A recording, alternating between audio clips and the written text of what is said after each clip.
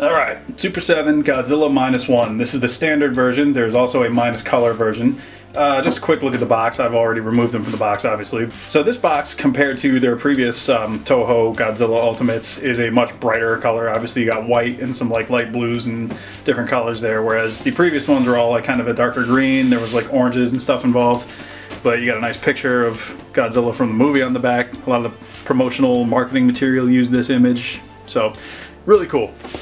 This came in like a plastic bag too. Previously Super 7 was doing like these slipcover things, and I'm not sure why they stopped doing it. Maybe people just kind of preferred being able to see the figure instead of having to like take the slide thing off.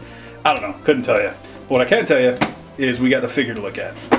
So here's your man out of the box. I had to attach the tail, much like you will with a lot of these Super 7 figures. So the tail does come separately and you just got to pop it on. That's not an easy thing to do, but once it's on, it should hopefully not be as difficult if it ever like comes off again. So initial impressions seeing this guy out of the box, I was kind of like, okay, yeah, they're definitely making some strides in the right direction here. So Super 7, kind of when they first got the Godzilla license and the Toho Ultimates first started showing up, the first series was Godzilla and a Biollante. And, you know, people had some issues with those. I enjoyed them fine. I made some stop motion with them, and I genuinely did like those figures, but I could definitely also recognize that, yeah, we got some room for growth here. And if, you know, if Super 7 takes these critiques and applies them to future figures, they will improve their product. And now we're here. And I do think that a lot of that feedback was, you know, it was heard, and it seems like it was delivered upon, because this is, yeah, we're kind of in a whole new class here with this figure, in my opinion. So the head that comes on him at a package is the closed mouth head. Now, I remember that at one point they were discussing maybe the option of like having a hinged jaw. I don't think it was necessarily specifically for this figure, but I know that that's something that kind of people have been wondering about with Super 7 and wondering if it's something they could do or if it's coming, whatever the case.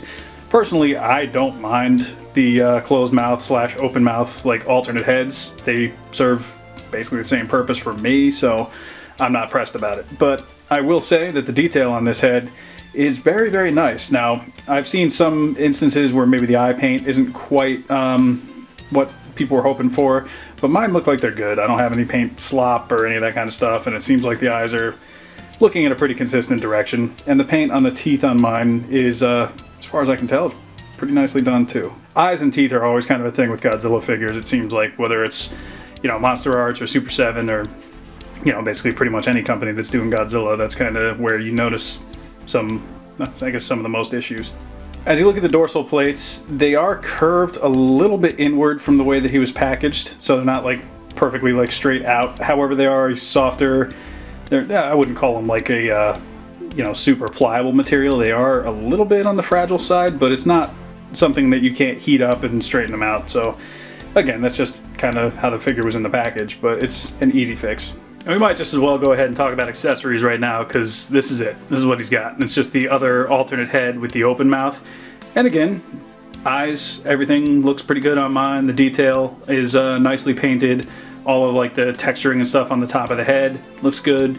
And the teeth on mine, as far as I can tell, I don't really have any major issues. So yeah, nice work.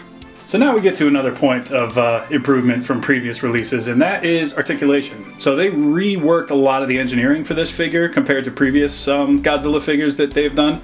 And I think we're the better for it, because it's a much more posable figure than we've ever gotten from the Super 7 Ultimates line. So at the head, you are going to get a pretty good range of up and a pretty solid range of down. And that's just at the base of the head where it plugs into the neck. If you use the neck joint, you're going to get even farther down. And, you know, obviously if you want to have him looking like he's lunging forward, that's an option for you. This is also on a ball peg, so you can kind of like push the neck to, you know, one side or the other. And in the torso is another ball joint. Now previously the Godzilla figures that have come before this, it looked like it was meant to be a ball joint, but it ended up being more of a swivel, and that's pretty much what limited you to that style of articulation. This, you're not going to have that issue. You're going to notice you're going to be able to get them side to side, and in cooperation with the neck joint and the head, you're going to be able to reach poses that previous Super 7 Godzillas could not hit. And honestly, I'm happy about that. One thing I will point out, and you might be able to see it, is like some of the texturing when you do move the body away. It you know, it's not nearly as textured on the inside, on the underside of the joint. There is a little bit, but it's not, you know, super detailed under there. But that doesn't bother me because, you know, in the front, it's all still there. So if you're facing the figure front on, you're not going to have too many of those issues with like, oh, well, why is there like spots of texture missing? But also because, you know, most of that would be covered normally anyway, especially if you're posing him with like the arms at his side or whatever. There's a lot of that you might not even necessarily see. His arms are also more posable than we've seen before. Obviously, you're going to get the full range around, you know, the full 360. You are going to be able to get his shoulders up to about 90 on both sides. Now, I made the mistake of actually pushing it a little past 90, and because he's such a like textured figure, you might be able to see like I accidentally like pushed the texture against the piece of the shoulder here.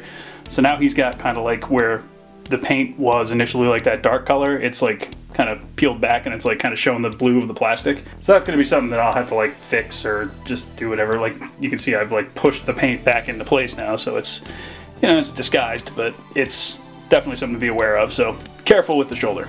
In addition to the shoulder, you also get a bicep swivel up here, which works pretty much the full way around.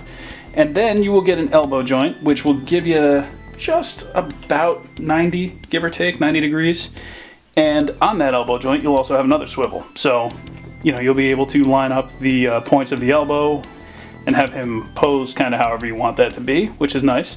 Wrist, you get a swivel and you get a hinge, so you can hinge his wrists in and out. Not bad.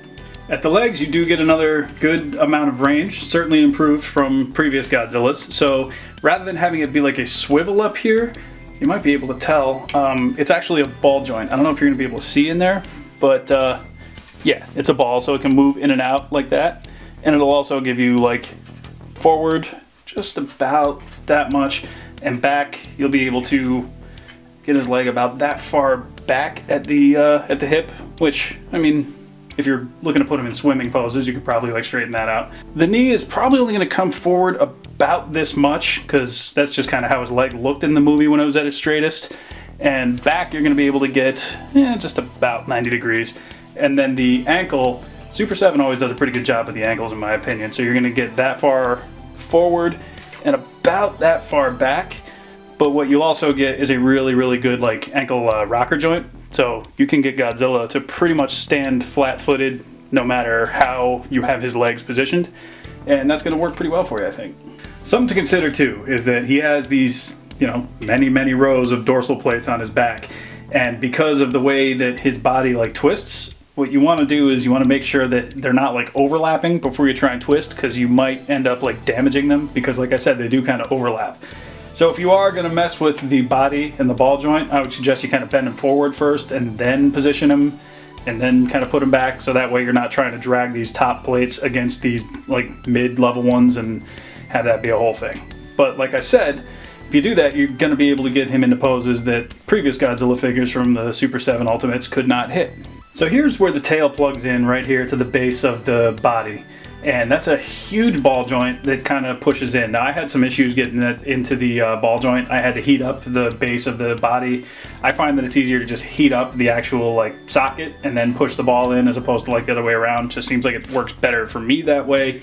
You do what you got to do to get this tail in there, but once it's in, if it does pop out, it pops back in pretty easily, which I've had it do more than once. And the reason is because like that ball joint is less of an actual like movable joint. You're going to get a little bit of range out of it, but it's more just to kind of like secure it to the body.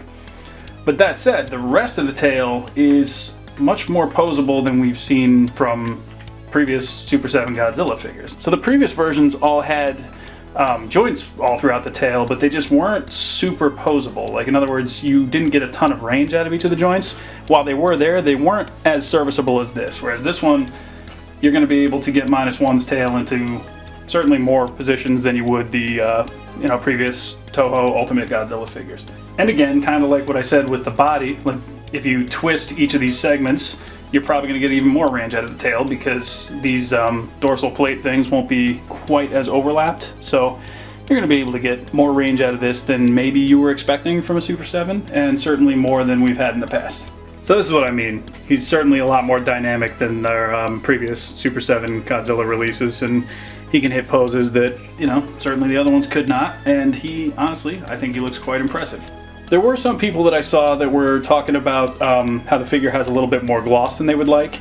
To the naked eye, it's not quite as apparent. Like here I have them under like a bright light, so like that's probably picking up on camera a little bit, but honestly as I look at my viewfinder, it's not super glossy. There are parts of it like on different parts of the body where I think like certain dry brushing maybe is a little lighter than it is on other parts of the body. So like, you know, on the front of his chest and on his head and everything, there's very little gloss to speak of. But then when you get down towards the middle of the body where there's kind of like the joints and everything, you're gonna notice it a little more. Now, a lot of people had the same complaints about the earlier Toho Ultimate figures having like that gloss to them, and I understood that critique, but again, like in person, I didn't notice as much of that, so I'm really not here to complain about it. If that's gonna bother you, just be aware of it, but you know, for me personally, it doesn't bother me at all. I'm not sure if the minus color version is gonna have that issue. I don't have that figure in hand yet, that's on its way to me. So, you know, what I can tell you about this standard version is that for me, it's not an issue, but you know, if you're somebody who will be bothered by that, just be aware. So here's the Super7 Ultimates with the SH Monster Arts version of -1. So I never got this figure for myself. This is actually Mountain Man's figure, but you know, this is another good figure in my opinion. I can see that the paintwork on here is different, like comparing them side by side, where I said before there wasn't like a ton of gloss. I definitely noticed there's more gloss now when you put them next to a completely matted figure. So again, you know, just be aware of that. As you look, a lot of the details seem like they're very similar across both figures. I mean, obviously the SH Monster Arts is going to move better because that's kind of their whole, this is their whole thing. Like they're just highly posable. It's also probably going to cost you about twice as much and be about half the size. Now, again, I'm not here to tell you what's better or worse. I'm just here to show you the options. For me personally, I like this one a lot, but I think I'm fine with this one, so I don't need to backtrack and try and find this version for myself, especially because there's one sitting in the apartment anyway. But even if there weren't, you know, I'd probably be totally happy with this one. I think they're both good. They both bring different things to the table, but just, you know, be aware of your options. I don't know if Hiya Toys is ever going to get around to doing their own version of the -1. They might, but, you know, in case they don't, right now, this is kind of how we're looking as far as like superposable versions. So here he is with Toho Ultimates Wave 1 Godzilla. This was the first one, Series 1, all the way back, you know, when I say all the way back, like it wasn't fairly recent memory. But here's the point where you kind of say like, okay, you can definitely see the growth.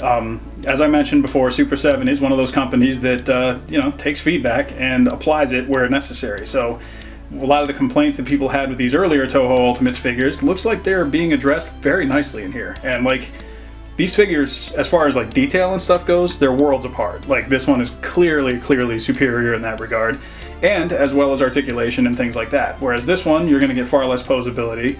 But, you know, like I said, I was able to do stop motion with this guy, and there is still a charm to these earlier figures that I enjoy. But again, I can completely see where somebody might think, you know what, this one maybe not for me. I prefer more screen accurate stuff. I prefer XYZ in my figures, and that's just not happening with these earlier ones. But I think they'd be more willing to accept one of these newer ones, because very clearly, you know, we've made a lot of progress here. So here he is with some of Super7's more unique figures. These are, this one here is the Wave 3 1200 degree meltdown Godzilla. It's, I mean, you're not seeing much out there like this. This is really cool. The skeletal details, and like you can see through the body as it's like kind of melting away. It's from the end of the Destroya movie when he literally melts down. Really cool, really gnarly figure. I love this one. And then we got the Dark Horse San Diego Comic-Con, I believe, version. And this one is just very reminiscent and very based on that Dark Horse Comics art from 94, 95, something like that. So I've often kind of said, in my opinion, that Super7 does really well with kind of the more unique, kind of more obscure, off-the-wall, just interesting designs that, you know, most people aren't touching. So that's why these two here are, you know, among my favorites in the series, because they're just so unique, you know.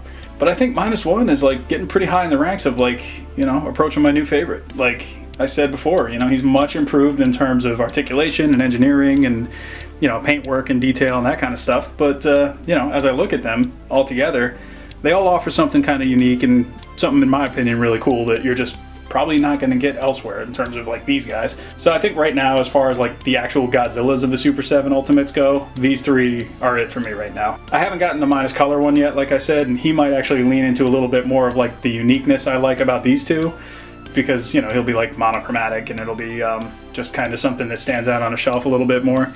But, you know, for now, these three are my tops. And here he is with Vader. So yeah, overall, I think we got a winner. This is, I would say, by far, probably Super 7's best figure in the Ultimates Toho line, the Ultimate Godzilla line. Is it called Ultimate Toho or Ultimate Godzilla? I don't know. It's probably changed at some point. I couldn't tell you. I will say my minor nitpicks are just the things I've mentioned. Like I said, you know, the tail doesn't quite stay on perfectly once you get it on. It's just tough to get in there initially. Like the ball joint is too big to fit into the opening initially, so you kind of got to work it in there with a little heat. And now, God, I just realized we're not doing it. That's what she said. Ladies and gentlemen, stop it.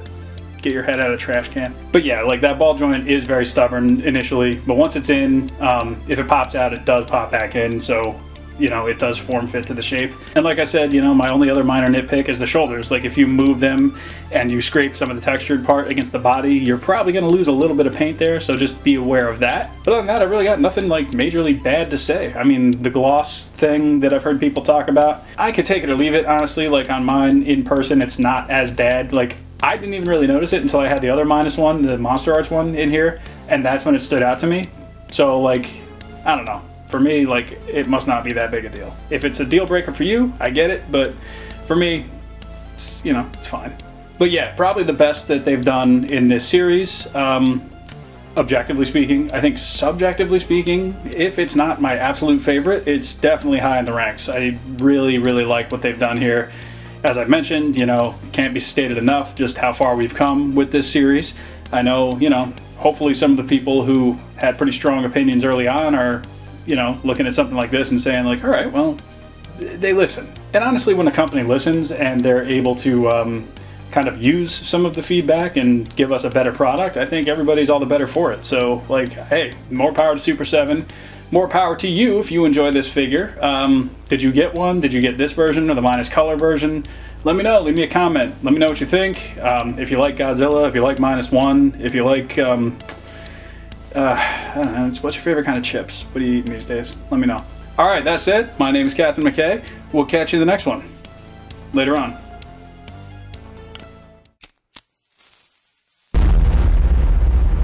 That's crispy.